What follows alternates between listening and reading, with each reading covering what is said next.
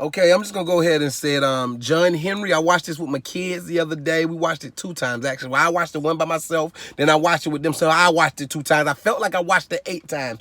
John Henry. If anybody know who John Henry is, it's a folk tale about a black dude. You know what I'm saying? Had his big hammer, and he single-handedly beat the railroad by himself, like the railroad construction. He beat it by himself because he had strength and he was strong and he had endurance. It's a great tale.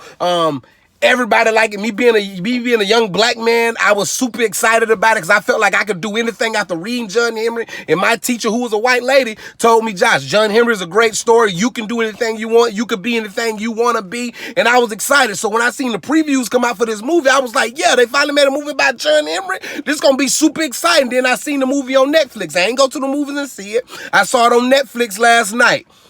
John Henry shouldn't have been told in modern times. I ain't gonna go crazy. I ain't gonna bash the movie because I'm a positive person and I like to be positive about stuff. But nah, I'm straight. I didn't need Ludacris being half Dr. Doom, half Goldie Lord, half robot from Star Wars. I didn't need none of that. I could stand next to him and get great cable signal with the thing on his jaw. I didn't understand. His name was Hell in the movie. They took John Henry to the hood. Why we do stuff like that? Why?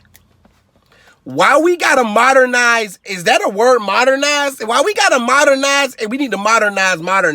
Why we gotta modernize everything? I don't need John Henry walking through the hood talking about something. He used to run with the thugs and the goons and he ain't gonna touch nothing and he don't got much to say. I wanna see John Henry and the Blue Hawks and I wanna see them fight against the railroad system.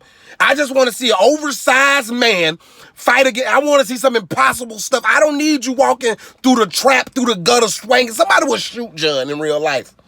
One time, it's over. Period.